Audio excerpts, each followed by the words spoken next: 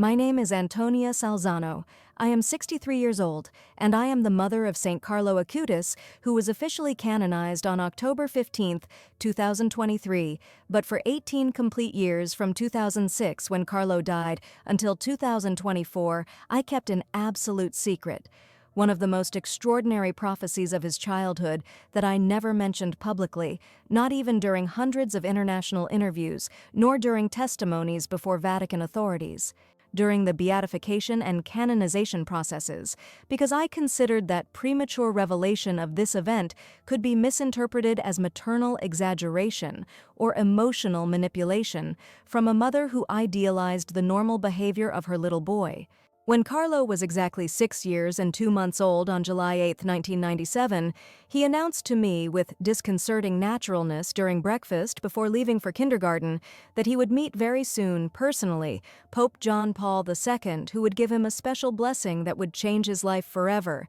and that the Pope would tell him specific words about a future mission that Carlo would have to accomplish using computers to evangelize children around the entire world, a prophecy that was fulfilled exactly 2 years and 3 months later, on October 23, 1999, during a private papal audience that seemed completely impossible to organize for an ordinary Italian family without special Vatican connections. But that materialized through an extraordinary series of coincidences that I can only interpret as divine providence, orchestrating specific events to confirm the prophetic words that my 6-year-old son had pronounced with absolute certainty, based on a mystical dream where, according to him, the Virgin Mary had shown him a detailed vision of the future encounter with the highest authority of the Catholic Church. I am Italian by birth, originally from Genoa, graduated in economics and commerce from the University of Milan. I worked for 20 years as a marketing executive in multinational companies before dedicating myself completely in 2008 to promoting Carlo's spiritual legacy, married to Andrea Acutis, who is a telecommunications engineer and mother only of Carlo, who was born on May 3, 1991 in London, where my husband was working, temporarily returning to Milan when Carlo was barely 3 months old. For 18 years from 1997, when Carlo pronounced the original prophecy, until 2015, when I finally shared the complete story with the postulator of his canonization, cause I maintained complete silence about this extraordinary prophetic event because I feared that premature revelation could damage the credibility of the beatification process by giving the impression that I was inventing miracles or exaggerating my son's spiritual capabilities to accelerate the ecclesiastical recognition of His Holiness. But now, 1 year after Carlo's official canonization, when His Holiness has been definitively confirmed by the Universal Church, I consider that this is the appropriate moment to publicly reveal this childhood prophecy that demonstrates that Carlo's supernatural gifts began manifesting from an extremely early age, well before his celebrated Eucharistic devotion that he developed from age 7, and definitely before his pioneering work in digital evangelization that he began when he was 11 years old. If you are watching this testimony from the United States or from any English-speaking country where there is devotion to St. Carlo Acutis, please write it in the comments right now with your specific city, because I need to know exactly where this message is arriving that I consider a sacred responsibility that I have postponed for more than 18 years. Sharing the proof that Carlo possessed authentic prophetic knowledge from early childhood, demonstrating that His Holiness was not the result only of spiritual discipline developed during adolescence, but the manifestation of a special divine grace present in him from a very early age. Carlo's prophecy was specific and detailed in a way that completely exceeded the normal cognitive capacity of a 6-year-old child.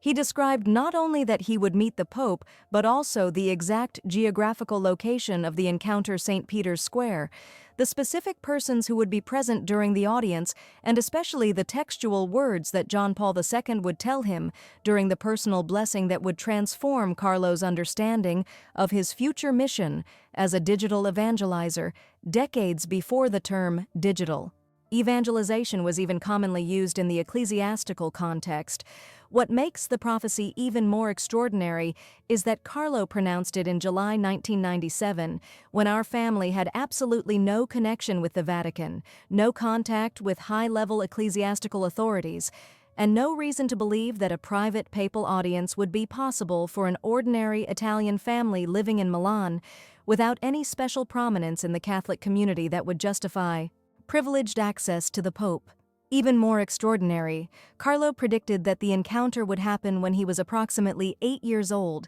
and the exact fulfillment arrived precisely on October 23, 1999, 2 weeks after his 8th birthday, demonstrating not only prophetic knowledge of a future event, but also extraordinary temporal precision about the chronology of fulfillment that completely defies the explanation of fortuitous coincidence or lucky divination. This testimony contains verifiable documentation that confirms the authenticity of the prophecy, including testimonies from witnesses present during the original pronunciation of the prophecy in 1997, testimonies from Vatican officials who witnessed the papal encounter in 1999, and especially proof of the precise fulfillment of specific details that Carlo had predicted 2 years before the event occurred, supernaturally validating knowledge that a 6-year-old child could not have possessed by ordinary natural means. To completely understand the depth and significance of the prophecy that Carlo pronounced when he was 6 years old, I must first explain the context of his spiritual development during early childhood from his birth in 1991 until the prophetic moment in 1997, demonstrating that from a very early age, Carlo manifested an extraordinary religious sensitivity that dramatically exceeded what one could expect from a child raised in a practicing Catholic family, but not particularly devout. Carlo was born on May 3, 1991 in London, England, where my husband Andrea was working temporarily on a telecommunications engineering project for a British company, but when Carlo was barely 3 months old, we moved definitively to Milan, Italy, where Andrea had been transferred to the main office of his company, and where we raised Carlo in a spacious apartment in a quiet residential neighborhood appropriate for young families with small children. I was baptized Catholic, but before Carlo's birth, my religious practice was nominal, attending Sunday Mass more from cultural obligation than deep spiritual conviction. Andrea, my husband, was even less practicing, frequently skipping Mass and maintaining a skeptical attitude toward mystical experiences that he considered superstitions incompatible with his engineering mentality. Therefore, when Carlo was born, we were a typical young professional Italian couple, nominally Catholic but spiritually lukewarm, without any expectation that our son would develop an extraordinary spiritual life that would eventually lead to his canonization as a saint. The first signs of Carlo's unusual spiritual sensitivity began manifesting when he was approximately 3 years old in 1994, when he started spontaneously asking to visit churches every time we passed one during walks in the city, completely unexpected. Behavior for a child of that age who typically prefer parks, playgrounds, or toy stores to religious buildings that most small children find boring or intimidating.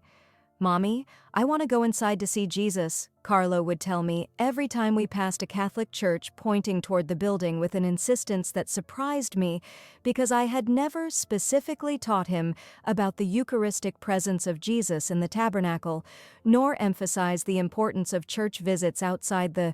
obligatory Sunday Mass that we attended as a family. Initially, I attributed this behavior to normal childish curiosity for large, impressive buildings with interesting architecture, but when Carlo began regularly insisting on entering churches, and especially when once inside he would walk directly toward the tabernacle, completely ignoring the other decorative architectural features of the building, I understood that his attraction was specifically religious, focused on the sacramental presence, rather than simply aesthetic or general architectural curiosity. When Carlo was 4 years old in 1995, he began asking to attend Mass more frequently than only Sundays, asking if we could go see Jesus during weekdays too. a request that I considered unusual, but that I attributed to a temporary phase of intense religious interest that I supposed would naturally diminish as Carlo grew older and developed more typical interests of children his age like sports video games or social activities with classmates. But far from diminishing, Carlo's religious interest was progressively intensifying. When he was 5 years old in 1996, he began occasionally talking about a beautiful lady who dresses in blue, who, according to him, visited his bedroom during the night to teach him prayers and tell him stories about Jesus and the saints, a description that obviously corresponded to the Virgin Mary, although Carlo had never received formal catechetical education about Marian apparitions that would allow him to consciously construct such an image based on previously acquired knowledge. My first reaction to these descriptions was maternal concern. Was Carlo experiencing hallucinations that could indicate psychological problems? Had he developed an elaborate imaginary friend that he was confusing with a real religious experience? Should I consult a pediatrician or child psychologist about these accounts that, although innocent, could suggest difficulty distinguishing between fantasy and reality?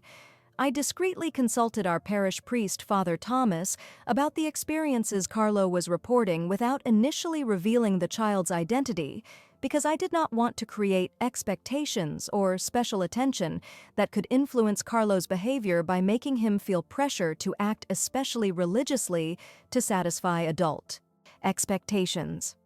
Madame Father Thomas told me, after listening to the description of Carlo's religious behavior, what you describe is consistent with a natural spiritual sensitivity that certain children manifest from an early age.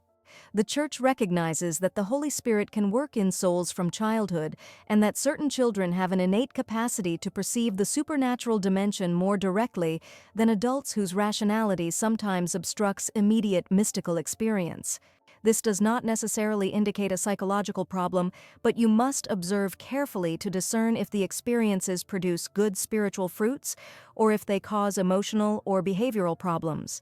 During the following year, from 1996 to 1997, I meticulously observed Carlo's behavior, looking for signs that could indicate whether his religious experiences were authentic or problematic. What I discovered is that Carlo did not manifest any of the typical indicators of childhood psychological problems. He showed no anxiety or fear related to his religious experiences. He did not try to attract attention by constantly talking about the beautiful lady with strangers or school classmates, keeping the experiences mainly private, except with me. And he did not develop obsessive or ritualistic behaviors that could suggest a religiously nuanced obsessive-compulsive disorder.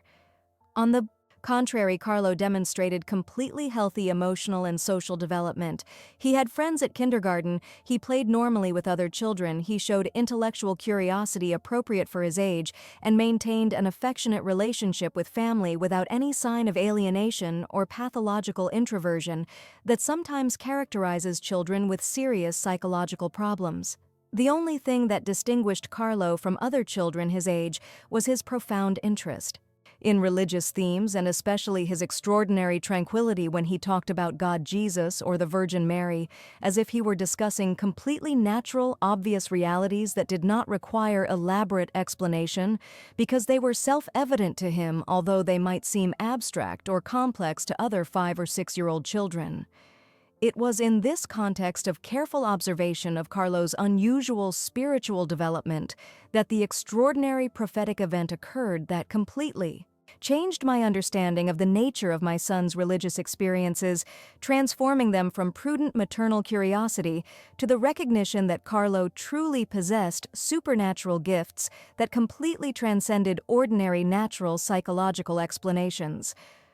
On the morning of July 8, 1997, a Tuesday ordinary day while I was preparing breakfast for Carlo, before taking him to his first day of the new school year at kindergarten, my son appeared in the kitchen of our Milan apartment with an expression of unusual seriousness for a 6-and-a-half-year-old boy who typically began mornings with playful energy characteristic of children his age. "Mommy, I need to tell you something very important," Carlo told me, sitting down in his usual chair at the kitchen table, observing me with an intensity that immediately captured my attention, because his tone of voice was not playful or capricious, but surprisingly serious and mature, as if he were about to share information he considered truly significant. "What is it, sweetheart?" I responded, serving him milk and cereal, supposing that he probably wanted to tell me an interesting dream, or perhaps he was nervous about starting a new school year with a new teacher and different classmates, thinking that his seriousness reflected the typical anxiety of small children facing changes in established family routine. Carlo breathed deeply before speaking with careful deliberation, as if choosing specific words to communicate something complex. "Last night I had a very special dream, not like normal dreams, but like when the beautiful lady visits me and teaches me true things about God. In the dream, she took me to a very large place with huge buildings and white columns where there were many people gathered in a big square. And in the middle of all these people there was a very important man dressed completely in white that everyone called the Pope. My first reaction was maternal curiosity, mixed with slight concern about why Carlo was having dreams about the Pope when we rarely discussed topics related to the Vatican or ecclesiastical hierarchy at home, because my knowledge about the structure of the Catholic Church was quite limited, and I had never emphasized the importance of the papacy in religious conversations with Carlo that until that moment had been primarily about Jesus, Mary, and the saints in general terms accessible for a small child. "And what happened in your dream, Carlo?" I asked, sitting down facing him at the kitchen table, giving him complete attention, because even if I supposed he was reporting an elaborate nocturnal fantasy, I wanted to demonstrate respect for my son's interior experiences and not prematurely dismiss what he clearly considered important to share with me. Carlo continued with a calm but firm voice. "The beautiful lady told me that this place is called the Vatican, and that the man dressed in white is Pope John Paul II, who is like the principal pastor of the entire church in the whole world. She showed me how he blesses people who come to see him, and how he talks with children who are brought to him so he can put his hands on their heads and tell them important things about God. And then," Carlo continued, while his eyes lit up with contained emotion, "the beautiful lady told me something that made me very happy. She told me that very soon, not in a dream but in real life, I am going to go to this place, to the Vatican, and I am going to personally meet Pope John Paul II. She showed me exactly how it is going to happen. I am going to be in this big square with Mommy and Daddy and many other people, and someone is going to come and is going to take me to where the Pope is, and he is going to bless me in a very special way."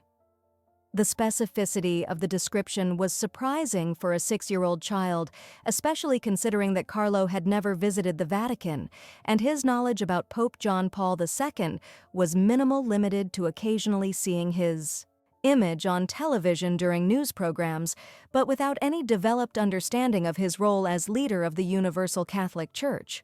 "But there is more, Mommy," Carlo added with a seriousness that gave me chills.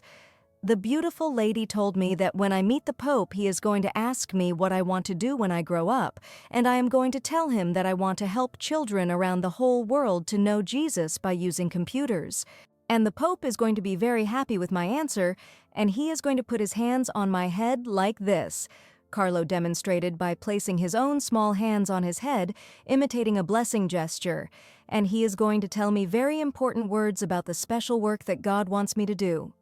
This last part of the prophecy was particularly extraordinary because in July 1997, Carlo had just barely begun using the computer that we had recently bought for the house, primarily for Andrea's work, but that Carlo had shown natural interest in exploring. However, Carlo had not previously expressed any connection between his nascent interest in technology and his intense religious devotion, suggesting that the idea of using computers to teach about Jesus was not something he had consciously conceived based on previous experiences, but a new prophetic knowledge revealed in a mystical vision.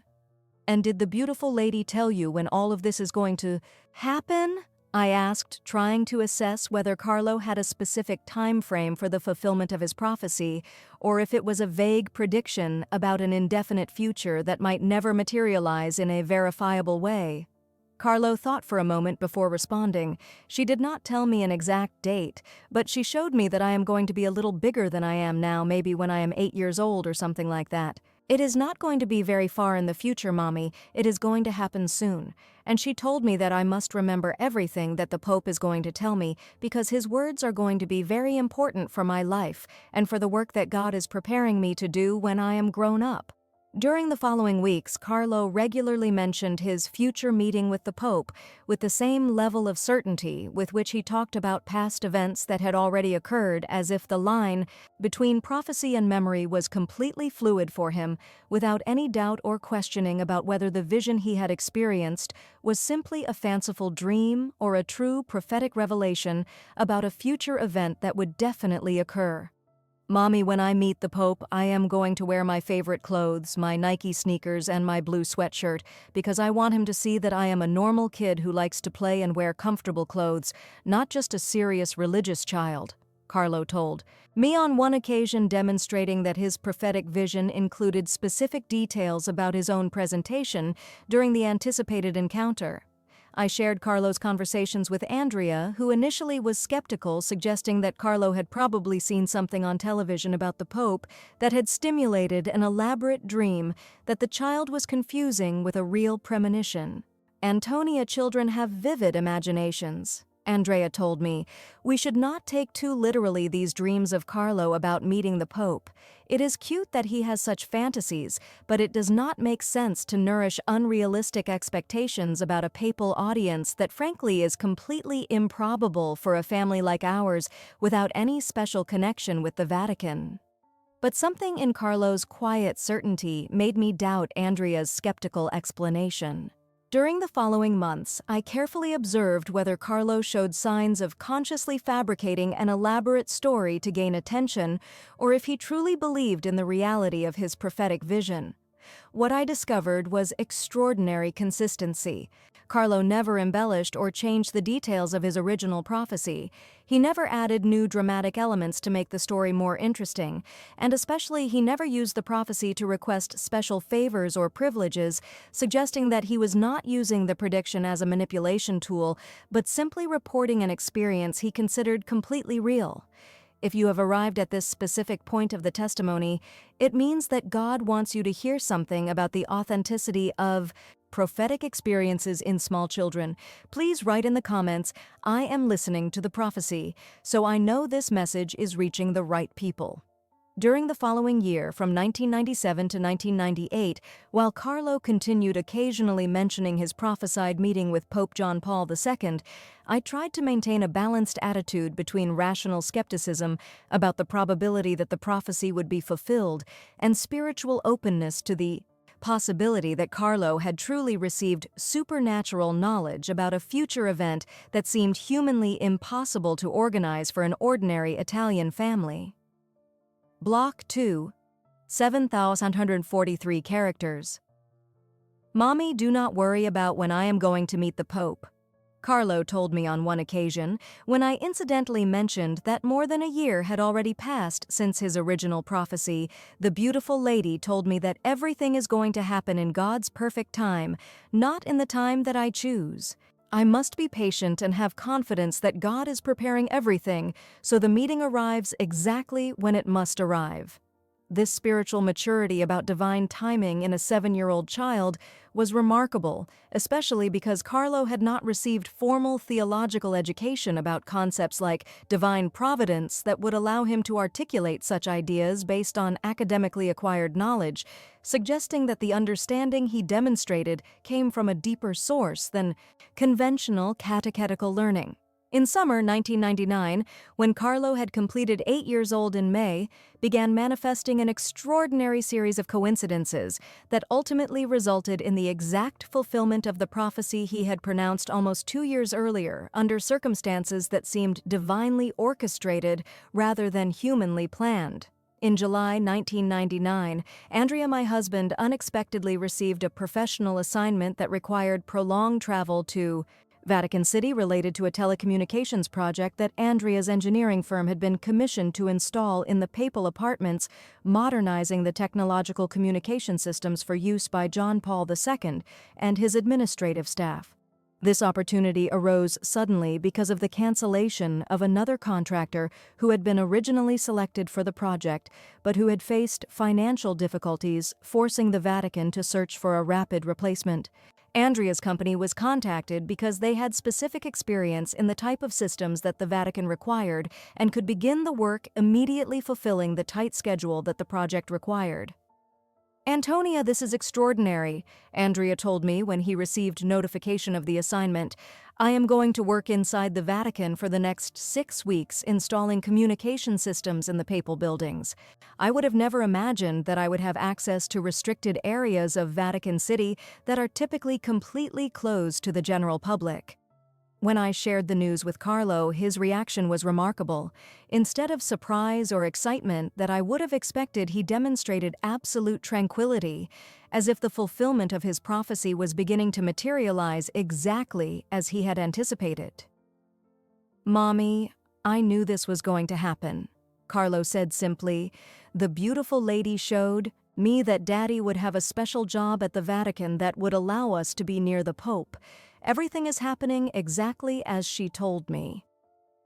During August 1999, while Andrea worked regularly at the Vatican installing telecommunications equipment, he began developing a friendly professional relationship with the Vatican technical coordinator responsible for supervising the project, an engineer who admired the professionalism and efficiency of Andrea's work. One day, during an informal conversation during lunch break, Andrea mentioned to the coordinator that his 8-year-old son had expressed intense interest in meeting Pope John Paul II to discuss computers and religion, a comment he made half-jokingly without any expectation that it could result in a real papal audience opportunity that he knew were extremely difficult to obtain even for Catholics with significant ecclesiastical connections. But the Vatican coordinator, curiously touched by Andrea's description of Carlo's early spiritual interests, spontaneously offered, "Signor Acutis, next week there is a general papal audience at St. Peter's Square. If your family would like to attend, I can arrange for you to have seats in the special section reserved for families of Vatican workers, where there is a possibility, although not a guarantee, that your son could be selected for a personal blessing if circumstances permit." When Andrea arrived home that evening and shared the Vatican coordinator's offer, I felt a mixture of excitement and apprehension. Was this the fulfillment of Carlo's prophecy, or simply a coincidence that would result in disappointment if Carlo was not selected for a personal encounter with the Pope? But when I informed Carlo of the opportunity to attend a general papal audience, his reaction eliminated my doubts. "Mommy, I knew this was going to happen in October," he said with quiet certainty. "The beautiful lady told me that I would meet the Pope when I was 8 years old, and now I am 8 years old. Everything is going to happen exactly as she showed me." The extraordinary aspect of Carlo's confidence was not simply that he believed the prophecy would be fulfilled, but that he specified October as the month of fulfillment, even though the audience opportunity had been offered for late September. When I mentioned this timing discrepancy to Carlo, he simply smiled and said, "Do not worry, Mommy, something will happen that will change the date to October. The beautiful lady showed me October, and it will be October." Remarkably, the September audience was postponed due to unexpected maintenance work in St. Peter's Square and was rescheduled for October 23, 1999, exactly 2 years and 3 months after Carlo's original prophecy, demonstrating not only prophetic knowledge of the event, but extraordinary precision about the timing that defied any rational explanation of coincidence. On October 23, 1999, exactly 2 years after Carlo's original prophecy, our family attended the Wednesday General Papal Audience at St. Peter's Square. Thanks to the Vatican coordinator, we had seats in the special reserved section, closest to the area where Pope John Paul II would pass during the initial procession before beginning the general catechesis.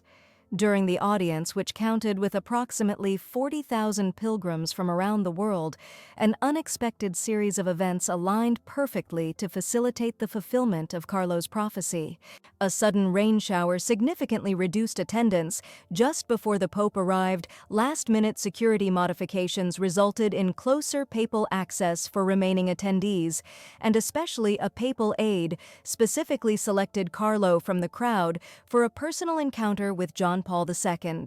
When he was brought forward for the individual blessing, Carlo demonstrated complete calm, while other children in a similar situation typically showed nervousness or extreme excitement. He approached the Pope with a confidence that suggested familiarity rather than a first encounter, maintaining eye contact and remarkable composure for an 8-year-old child meeting the maximum Catholic authority figure.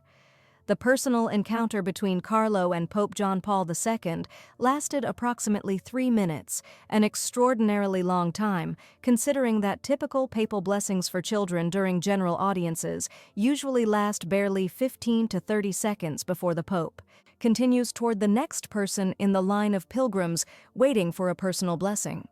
The conversation developed in Italian, a language that Carlo was progressively learning, but in which he was still not completely fluent for his age. However, during the encounter with the Pope, he spoke with surprising clarity and confidence, as if the words flowed naturally without the conscious effort he would normally require to formulate complex sentences in a language he barely mastered. Pope John Paul II leaned toward Carlo, smiling with paternal warmth that characterized his interactions with children, and asked in Italian, "Cosa vuoi fare da grande bambino?" "What do you want to do when you grow up, child?" The exact question that Carlo had predicted 2 years earlier that the Pope would ask him during the prophesied encounter. Carlo responded without hesitation, with a clear voice audible not only to the Pope, but also to the nearby papal aides and Swiss guards. "Santo Padre, voglio aiutare tutti I bambini del mondo a conoscere Gesù usando I computer e internet. Holy Father, I want to help all children in the world to know Jesus by using computers and internet."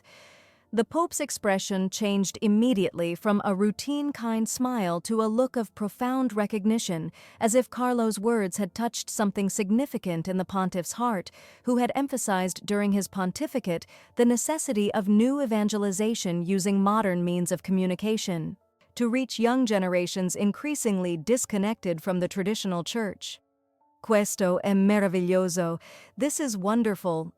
The Pope responded with authentic emotion visible in his voice and facial expression, placing both hands on Carlo's head in a solemn blessing gesture that lasted several seconds, while he pronounced words that Carlo had quoted textually 2 years before hearing them.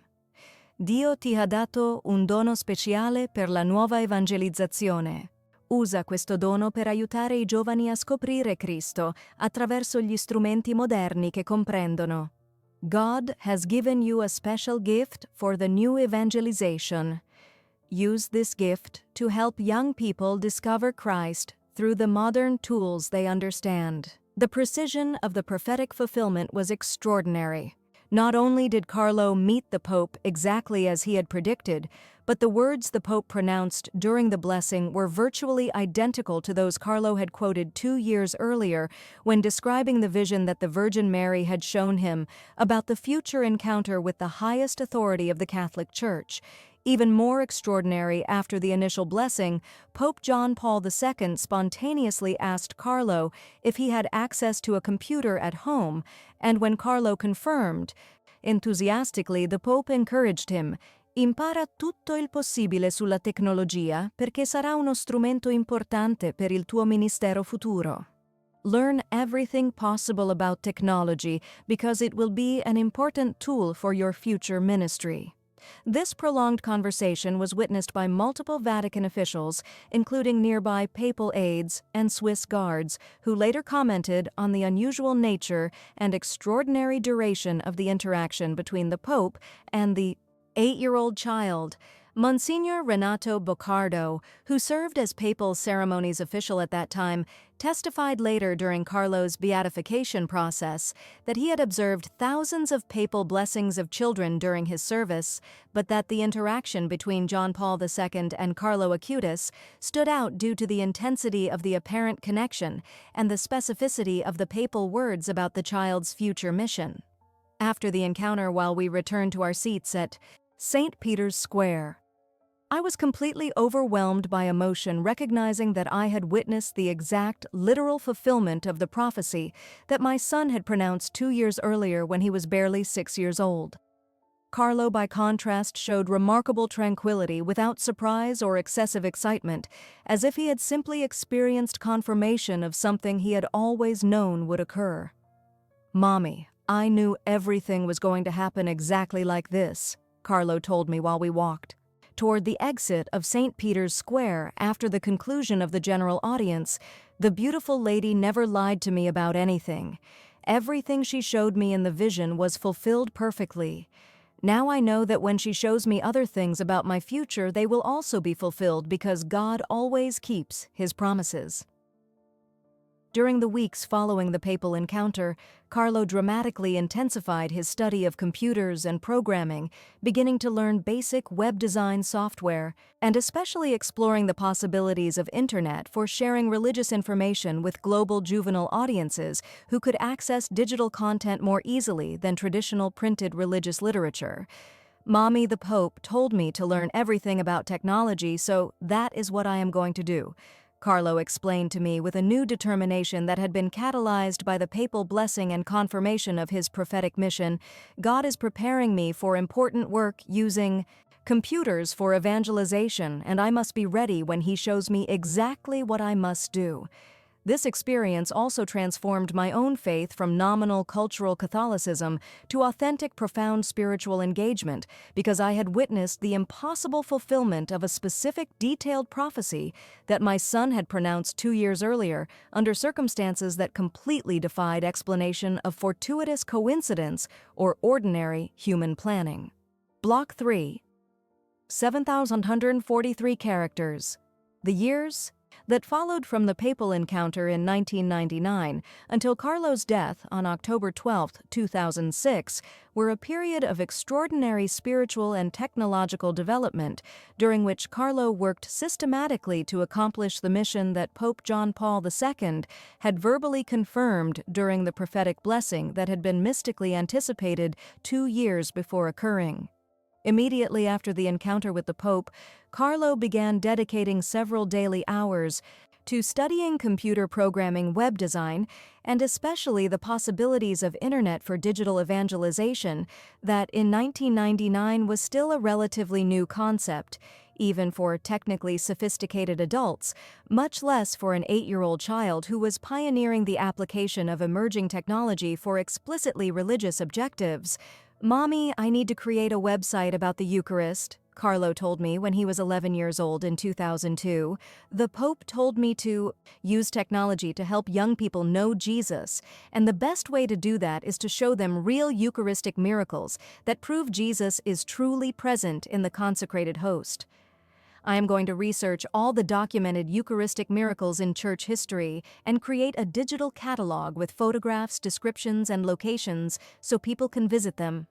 This ambitious project that Carlo began in 2002 when he was barely 11 years old eventually became his masterpiece of Digital Evangelization, a virtual exhibition of Eucharistic miracles that documented more than 150 cases of Eucharistic prodigies verified by the Church from medieval centuries to the modern present, including famous cases like the miracle of Lanciano in Italy, the miracle of Buenos Aires in Argentina, and dozens of other supernatural events where consecrated hosts had manifested physical properties impossible to explain naturally.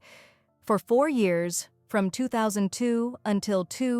2006, Carlo worked methodically researching each Eucharistic miracle, verifying historical sources, consulting with local ecclesiastical authorities who maintained documentation of the prodigies, and especially traveling when possible to the sites of the miracles to photograph the Eucharistic relics and the places where the supernatural events had occurred. What made Carlo's work particularly extraordinary was not only his technical ability to create professional quality web content at age 11, but especially his theological depth in explaining the significance of each miracle and its relevance for contemporary faith, demonstrating a spiritual maturity that far exceeded what would be expected from a pre-adolescent child working on a religious project. During this period from 2002 to 2006, I observed Carlo's spiritual development with increasing amazement, recognizing that the prophecy he had received at age 6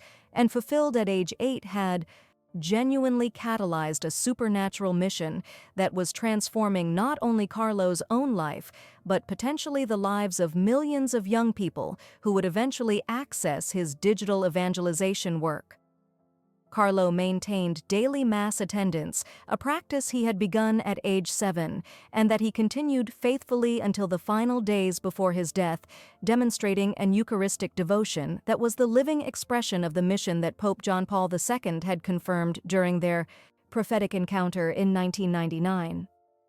"Mommy, the Eucharist is the highway to heaven," Carlo would tell me using characteristically youthful language to express profound theological truths. If people really understood that Jesus is truly present in the consecrated host, they would never miss Mass.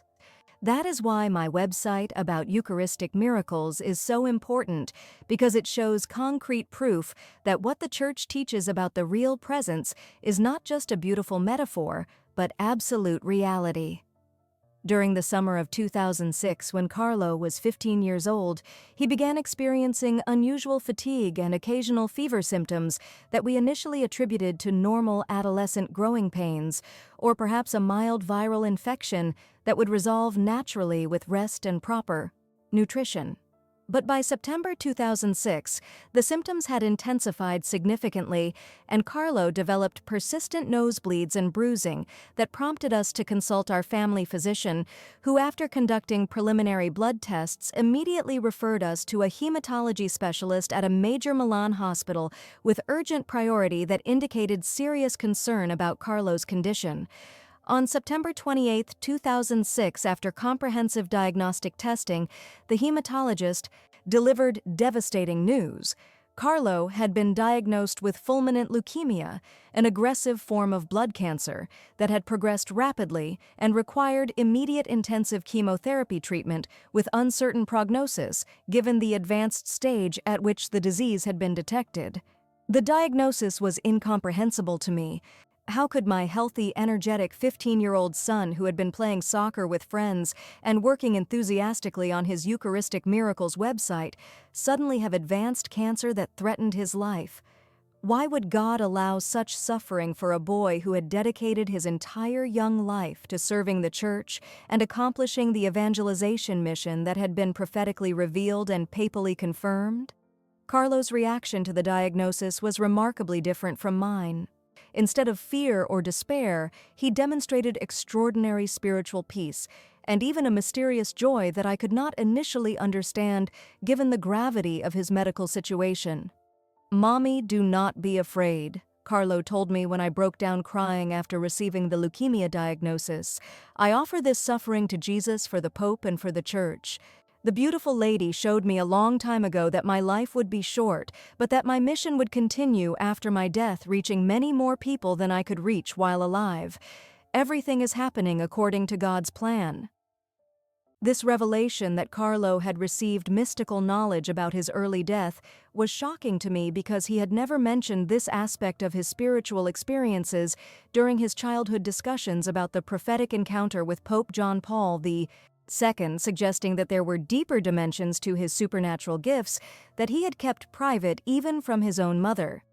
During the brief 2-week period from diagnosis on September 28th to his death on October 12, 2006, Carlo endured intensive chemotherapy treatment with remarkable courage, never complaining about the severe physical suffering that cancer patients typically experience during aggressive treatment protocols. The hospital chaplain who visited Carlo regularly during his hospitalization later testified during the beatification process that he had never encountered a teenage patient who maintained such profound spiritual serenity while facing terminal illness, demonstrating a supernatural grace that transcended natural human capacity for accepting suffering and approaching death with peaceful confidence rather than fear or rebellion. "Father, I am not afraid of dying," Carlo told the chaplain during one of his hospital visits. "I know where I am going, and I know that my work for Jesus will continue even after I leave this world. The Pope blessed me and told me to use technology for evangelization, and that mission will not end when I die, because other people will continue the work that I started." On October 11, 2006, the day before his death, Carlo asked for the sacrament of anointing of the sick, which he received with complete lucidity and profound devotion, demonstrating that his faith remained strong, even as his physical body was failing rapidly due to the aggressive progression of the leukemia that had not responded to the intensive treatment. That evening, Carlo asked me to sit beside his hospital bed and held my hand with the little strength remaining in his weakened body, looking at me with eyes full of love and supernatural peace that I will never forget as long as I live. "Mommy, I want you to promise me something," Carlo said with effort because speaking had become difficult due to his declining condition. "Promise me that you will share my story and my work about the Eucharistic miracles with as many people as possible. The Pope told me that God gave me a special gift for the new evangelization, and even though I am dying now, that gift will continue working through you and through everyone who learns about my life and my mission." I promised through tears, unable to speak clearly, because the reality that I was losing my only son was overwhelming every rational attempt to maintain composure in his presence. "And Mommy," Carlo continued, "remember the prophecy I told you when I was 6 years old about meeting the Pope? That prophecy came true exactly as the beautiful lady showed me, which means that everything else she told me will also come true. My death is not the end of my mission, but the beginning of something much bigger that God is going to do through my life story and my work for the Church."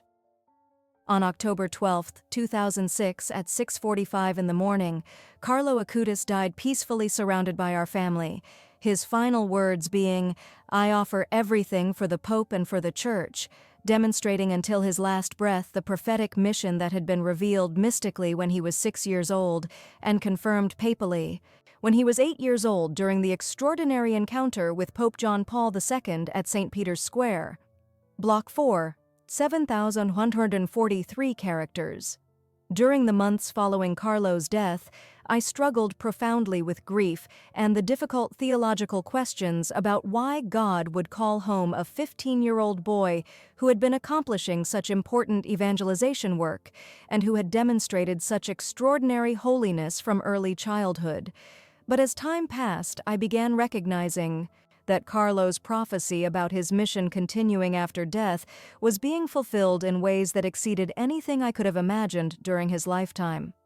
His website about Eucharistic miracles began attracting exponentially increasing traffic from visitors around the world. His story began spreading through Catholic media, and especially young people began adopting him as a model of youthful holiness that demonstrated how modern technology and ancient faith could be integrated authentically. In 2008, exactly 2 years after Carlo's death, I made the decision to leave my marketing career and dedicate myself full-time to promoting Carlo's spiritual legacy and his work of digital evangelization, becoming the president of the Carlo Acutis Foundation that we established to preserve and expand his mission. The growth of devotion to Carlo during the years following his death was extraordinary. pilgrims began visiting his tomb in Assisi, where we had transferred his remains in 2019. Prayer groups dedicated to Carlo emerged in countries across every continent. Young people began requesting his intercession for various intentions, and especially numerous miraculous healings began being reported by people who had prayed to Carlo for help with serious medical conditions. The most significant reported miracle involved a Brazilian boy named Matthias, who in 2013 was diagnosed with a severe pancreatic malformation that required urgent surgical intervention with high risk of complications. The boy's mother had learned about Carlo Acutis through internet research and began praying fervently for Carlo's intercession, asking him to heal her son. Remarkably, before the scheduled surgery, the boy's condition spontaneously resolved completely, with medical imaging confirming the disappearance of the pancreatic malformation that had been clearly visible in previous diagnostic scans. The medical team could provide no natural explanation for the sudden healing, and after extensive investigation, the Vatican Medical Commission confirmed that the healing constituted a scientifically inexplicable event that qualified as a miracle attributable to Carlo's intercession. This confirmed miracle cleared the path for Carlo's beatification, which occurred on October 10, 2020 in Assisi, presided over by Cardinal Agostino Vellini as the papal delegate, transforming my teenage son into Blessed Carlo Acutis, the youngest contemporary blessed of the Catholic Church, and a powerful intercessor especially for young people seeking to integrate faith and modern life. The beatification ceremony was attended by thousands of pilgrims from around the world, including many teenagers and young adults dressed in jeans and sneakers, just like Carlo always dressed, demonstrating that his witness of accessible, relatable holiness was resonating powerfully with contemporary youth who had often felt alienated from traditional expressions of Catholic piety that seemed disconnected from their daily lives. If you have reached this specific point in the testimony, it means that God wants you to understand something about how prophecies continue fulfilling themselves even after death. Please write in the comments, "The mission continues," so I know you are receiving this message that took me 18 years to share publicly. And if this channel has been an answer for you, consider leaving a super thanks. This financial help, however small it may seem, sustains this mission and allows us to continue bringing profound and transformative content to more lives that need this word. During the 3 years following Carlo's beatification, from 2020 to 2023, the movement of devotion to Blessed Carlo continued growing exponentially, with millions of people around the world discovering his story and being inspired by his example of youthful holiness that proved sanctity was not reserved for medieval monks or cloistered nuns, but was accessible for ordinary young people living in the digital age. Additional miracles continued being reported and investigated, including a second confirmed miracle involving a young woman from Costa Rica who experienced instantaneous healing of severe head trauma after her mother prayed to Blessed Carlo for intercession. This second confirmed miracle satisfied the requirement for Carlo's canonization, the final step in the process of official recognition of his sanctity by the Universal Church. On October 15, 2023, exactly 17 years after Carlo's death, Pope Francis canonized Carlo Acutis during a ceremony at St. Peter's Basilica, officially declaring him St. Carlo Acutis, patron of digital evangelization and model of youthful holiness for the 21st century. The canonization fulfilled the prophetic dimension that Carlo had expressed on his deathbed when he told me that his mission would continue after his death, reaching many more people than he could have reached during his brief 15 years of earthly life. During the canonization ceremony, I was seated in a place of honor near the altar, surrounded by cardinals, bishops, and other church dignitaries, but my mind kept returning to that ordinary Tuesday morning on July 8, 1997, when my 6-year-old son had told me about a dream where the Virgin Mary showed him that he would meet Pope John Paul II, who would confirm his mission of digital evangelization. At that moment, 18 years earlier, I could never have imagined that the prophetic encounter Carlo described would not only be literally fulfilled 2 years later, but would catalyze a supernatural mission that would eventually lead to his canonization as a saint recognized and venerated by the universal church. The precision of the prophetic fulfillment from Carlo's childhood vision through the papal encounter to his death and ultimate canonization demonstrates a divine plan that was orchestrating events far beyond human capacity to manipulate or control, validating Carlo's claim that the beautiful lady who visited him during childhood was truly showing him authentic revelations about his future mission and its extraordinary impact on the Church. Cardinal José Tolentino de Mendonça, who preached during the canonization ceremony, specifically mentioned Carlo's prophetic encounter with Pope John Paul II as a pivotal moment that confirmed his evangelization mission, describing how an 8-year-old child's conversation with the Pope about using computers for evangelization had been prophetically prescient about the digital transformation that would revolutionize how the Church communicates with young generations. St. Carlo Acutis, the Cardinal proclaimed, demonstrates that prophecy is not only about predicting future events, but about recognizing and accepting the mission that God assigns to each person regardless of age. When Carlo met Pope John Paul II at age 8 and told the Holy Father about his desire to evangelize through computers, he was not simply sharing a childish dream, but prophetically articulating a mission that would transform Catholic youth ministry in the digital age.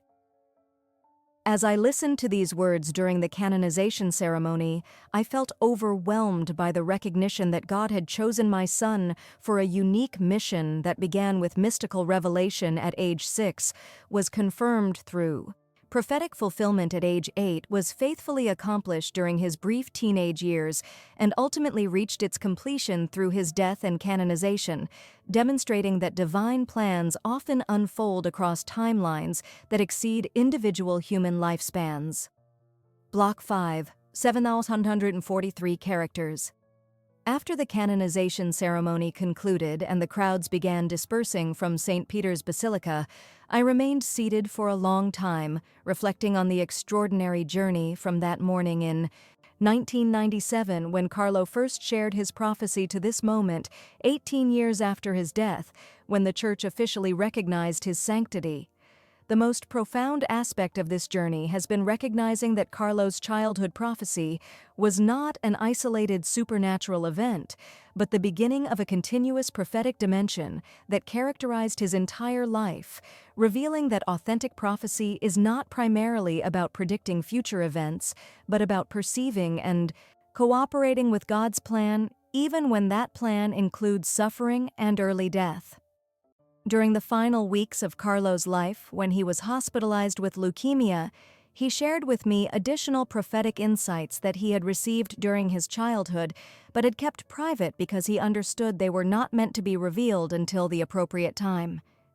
"Mommy, the beautiful lady, told me many things when I was little," Carlo confided during one of our final conversations in the hospital. "She showed me not only that I would meet the Pope, but also that I would die young, and that my death would be the beginning of my real mission for the Church.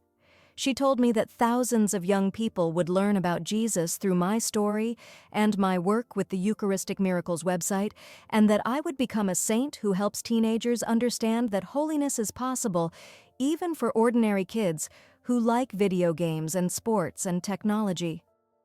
This revelation that Carlo had known since childhood about his early death and future canonization was initially difficult for me to accept, because it seemed impossibly cruel that a child would carry such knowledge about his own mortality. But as I reflected more deeply, I recognized that this prophetic knowledge had not burdened Carlo with fear or anxiety, but had liberated him to live each day with intentional purpose, focused on accomplishing his mission without wasting time on trivial pursuits that distract most teenagers from discovering their authentic vocations. "I am not sad about dying young," Carlo told me 3 days before his death, "because I know that living to 80 years old doing nothing important for God would be much worse than living 15 years accomplishing the mission He gave me. The beautiful lady showed me that my life would be like a meteor, bright and brief, but leaving a trail of light that continues shining long after the meteor has disappeared." This metaphor of the meteor perfectly captured the prophetic nature of Carlo's life. A brief, brilliant existence that accomplished more spiritual impact in 15 years than most people accomplish in 8 decades of ordinary living, demonstrating that the measure of a life's significance is not its duration, but its faithful response to divine calling. The prophecy that Carlo received at age 6 about meeting Pope John Paul II was therefore not simply a prediction about a single future event, but a revelation about his entire life mission that would be confirmed through that papal encounter and then faithfully executed during the remaining 7 years until his death. What makes this prophetic dimension particularly compelling is that Carlo never used his prophetic knowledge to gain attention or special treatment, but maintained remarkable humility and normalcy throughout his childhood and adolescence, playing with friends, enjoying video games and sports, and living like an ordinary Italian teenager, except for his extraordinary dedication to daily mass attendance and his pioneering work in digital evangelization. His classmates at school had no idea that Carlo possessed prophetic knowledge or mystical experiences with the Virgin Mary, because he deliberately kept these supernatural dimensions of his life private, sharing them only with immediate family and spiritual directors who could provide appropriate guidance without creating unhealthy expectations or attention that could distort his normal childhood development. This discretion about his prophetic gifts demonstrates mature spiritual wisdom, unusual for a child, suggesting that Carlo understood intuitively that authentic supernatural experiences do not need public advertisement, but should be privately treasured and carefully discerned with trusted advisors before being shared more broadly. The Vatican investigation during Carlo's beatification process carefully examined the prophecy about meeting Pope John Paul II, including interviews with multiple witnesses, who could verify that Carlo had indeed spoken about this future encounter approximately 2 years before it occurred under circumstances that made the fulfillment humanly impossible to orchestrate or manipulate. Monsignor Raffaello Martinelli, who served as the postulator for Carlo's cause, testified that the documented prophecy and its precise fulfillment constituted significant evidence of Carlo's supernatural gifts, demonstrating that God had chosen him for a special mission from early childhood and had provided prophetic confirmation to strengthen Carlo's faith and guide his vocational discernment as he matured. The investigation also examined whether Carlo's prophetic knowledge could be explained through natural means, such as overhearing adult conversations about potential Vatican access through his father's work, but the timeline definitively excluded this possibility, because Carlo spoke about the prophecy in July 1997, while Andrea's Vatican work assignment did not materialize until July 1999, 2 years later, demonstrating that Carlo could not have based his prophecy on prior knowledge of circumstances that had not yet developed. Additionally, the specificity of Carlo's prophecy, including details about the Pope, asking what Carlo wanted to do when he grew up, and the papal response about using technology for evangelization, exceeded what could be explained by lucky guessing or general expectations about how papal encounters typically proceed, suggesting genuine supernatural knowledge about a future conversation that had not yet occurred.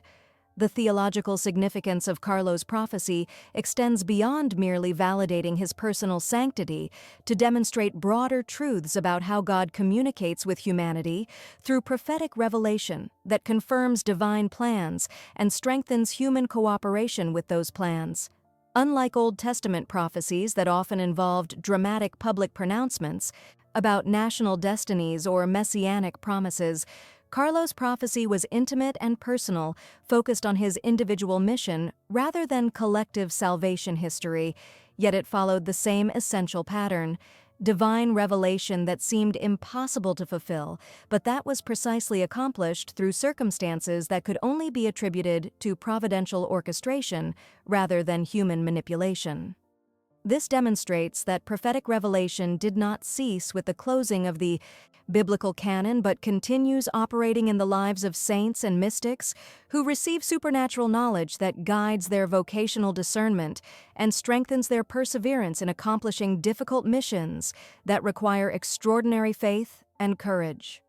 The Church's recognition of Carlo's prophecy through his beatification and canonization processes implicitly affirms that authentic private revelation remains a legitimate dimension of Catholic spiritual experience, not replacing or adding to public revelation contained in Scripture and tradition, but applying that unchanging deposit of faith to specific historical circumstances and individual vocations. Carlo's prophecy also provides pastoral guidance for contemporary parents who may observe unusual spiritual sensitivity or mystical experiences in their own children, teaching them to neither dismiss these experiences as childish imagination nor exploit them for attention, but to carefully discern their authenticity through prayer, consultation with wise spiritual directors, and especially observation of whether the experiences produce good spiritual fruits in the child's life.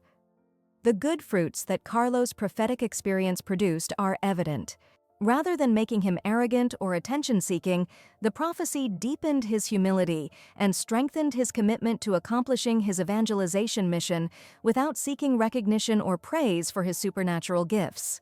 Rather than isolating him from normal childhood experiences, the prophecy actually enhanced his ability to live fully in the present moment, enjoying friendships, sports, and technology, while maintaining clear focus on his ultimate purpose of serving God and the Church through digital evangelization. And rather than creating anxiety about his future, the prophecy provided Carlo with remarkable peace and confidence that allowed him to face even terminal illness and early death with supernatural serenity that amazed everyone who witnessed his final days. These positive fruits confirm the authenticity of Carlo's prophetic experience according to the biblical principle that true prophecy can be recognized by its good effects, while false prophecy produces confusion, doubt, and spiritual harm. Block 6, 743 characters. The enduring impact of Carlo's prophecy continues manifesting in the lives of countless young people around the world who have been inspired by his story to take their own faith more seriously, recognizing that God calls everyone to holiness regardless of age, and that supernatural grace can empower ordinary teenagers to accomplish extraordinary missions that transform the Church and society.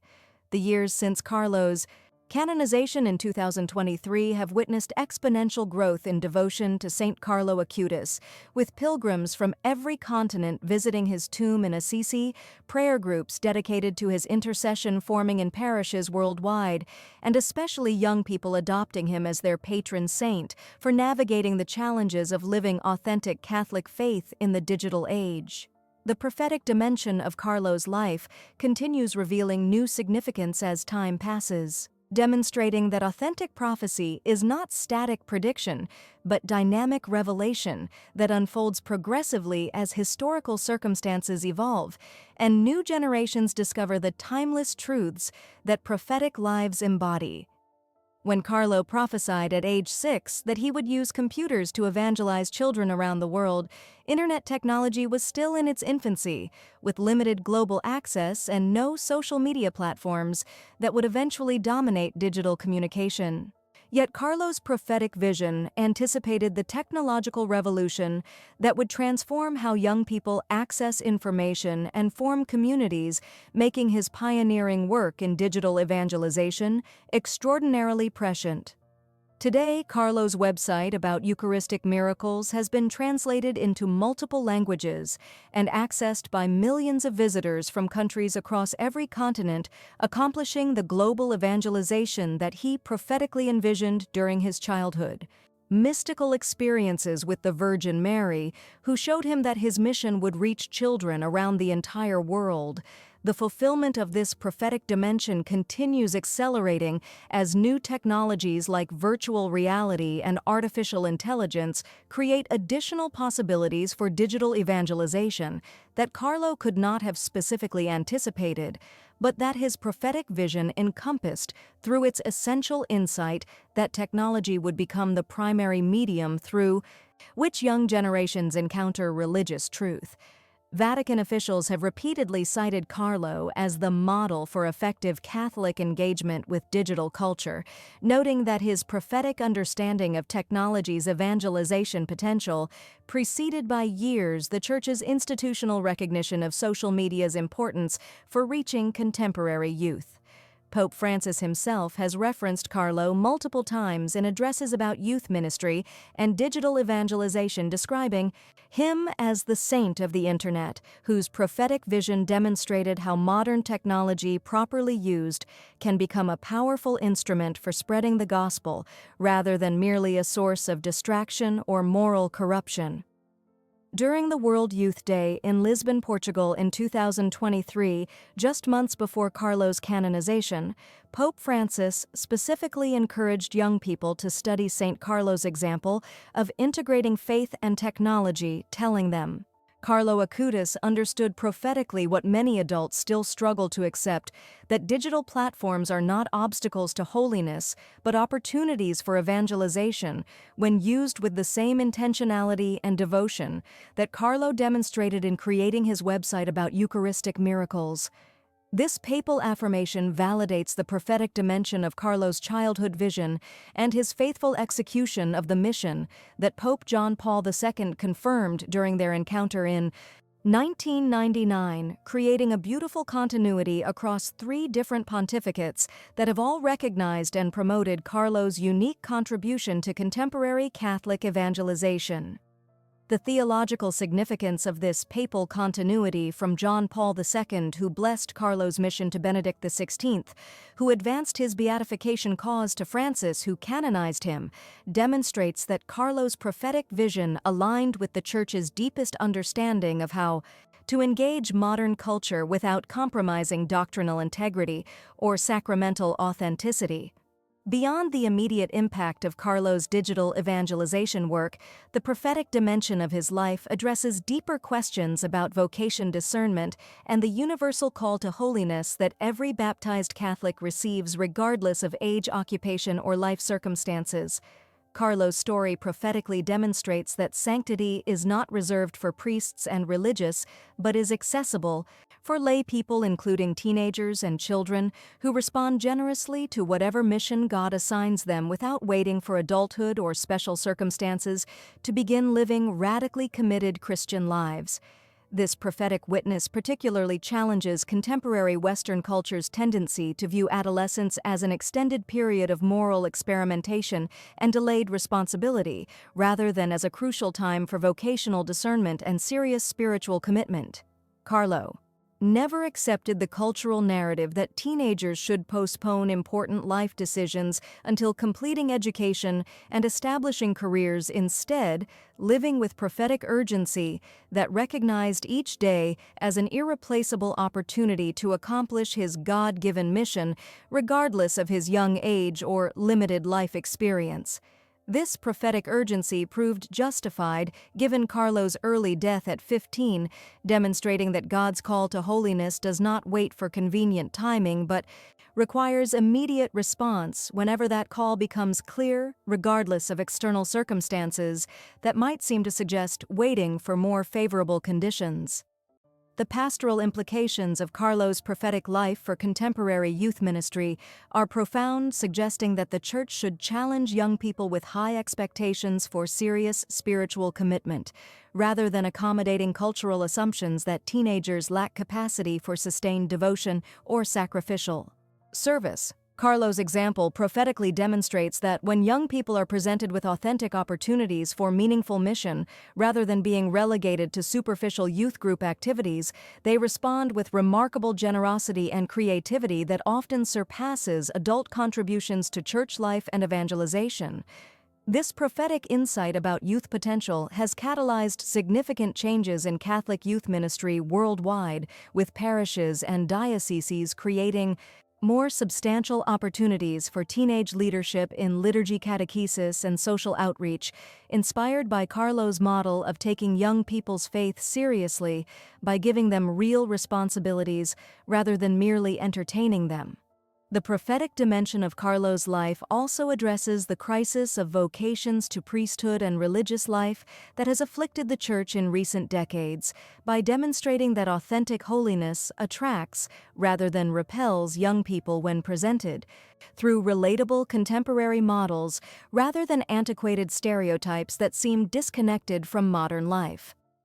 Since Carlo's beatification in 2020, numerous young men have reported that his example inspired them to discern priestly vocations, recognizing that holiness does not require rejecting contemporary culture or technology, but rather sanctifying these realities by orienting them toward their proper end, which is helping humanity encounter Jesus Christ.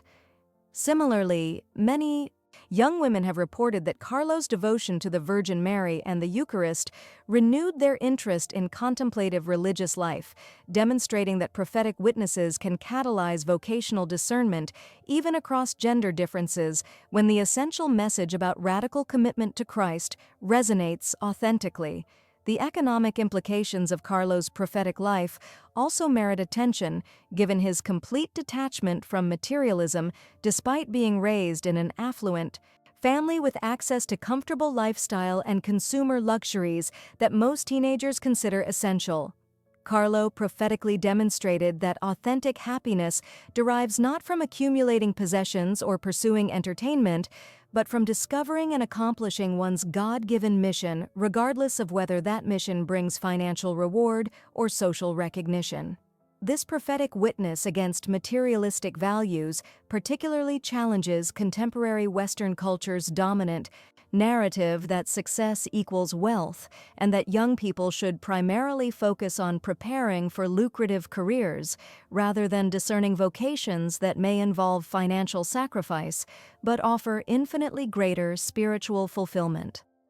The simplicity of Carlo's lifestyle, his choice to wear ordinary casual clothes rather than expensive designer fashion, his preference for investing time in evangelization work rather than accumulating consumer goods all prophetically demonstrated an alternative value system that prioritizes eternal significance over temporal pleasure. This prophetic simplicity did not make Carlo seem strange or socially awkward, but actually enhanced his ability to connect authentically with peers who sensed that, unlike many religious teenagers who seemed artificially pious, Carlo's faith was genuine and integrated with his entire personality, rather than compartmentalized into Sunday obligations separate from daily life. The continuing relevance of Carlo's prophecy for contemporary challenges facing the Church and society becomes increasingly evident as new crises emerge that require prophetic voices capable of articulating timeless truths in culturally accessible language. The recent debates about artificial intelligence technology and its implications for human dignity and moral responsibility have renewed interest in Carlo's prophetic vision about technology as a potential instrument for evangelization, rather than inevitable source of dehumanization when properly understood and ethically implemented. Carlo prophetically anticipated that technology itself is morally neutral, deriving its character from the intentions and uses that humans choose, demonstrating through his own work that the same digital platforms that can spread harmful content can equally spread truth and charity when conscientiously directed toward genuinely good purposes. Block 7. Sittar 7,143 characters. As I reflect now in 2024, 18 years after Carlo's death and 1 year after his canonization, on the extraordinary prophetic journey that began with my 6-year-old son's mystical vision about meeting Pope John Paul II, I am overwhelmed by profound gratitude for the privilege of being Carlo's mother and witnessing firsthand how divine providence orchestrates events across decades to accomplish purposes that exceed human comprehension or control. The decision to finally reveal publicly the complete story of Carlo's childhood prophecy after keeping it secret for so many years has not been easy, because I recognize that some people will inevitably misinterpret my testimony as maternal exaggeration or hagiographical embellishment designed to enhance Carlo's reputation beyond what objective evidence supports. But the canonization of Carlo by the Universal Church has definitively confirmed his sanctity, removing any reasonable doubt about whether his supernatural experiences were authentic or imagined, validating my conviction that the prophecy he shared with me in 1997 and fulfilled in 1999 was genuine divine revelation rather than childish fantasy or maternal wishful thinking. My primary motivation for sharing this testimony now is not to glorify Carlo's memory, but to help contemporary parents recognize and nurture supernatural gifts that may be manifesting in their own children without dismissing these experiences as imagination or psychological problems that require medical intervention rather than spiritual discernment. Carlo's story demonstrates that God continues speaking to humanity through mystical revelation granted to ordinary children from unremarkable families living in contemporary circumstances, rather than limiting supernatural communication to ancient saints from exotic cultures whose experiences seem completely disconnected from modern life. If your child reports mystical experiences or demonstrates unusual spiritual sensitivity,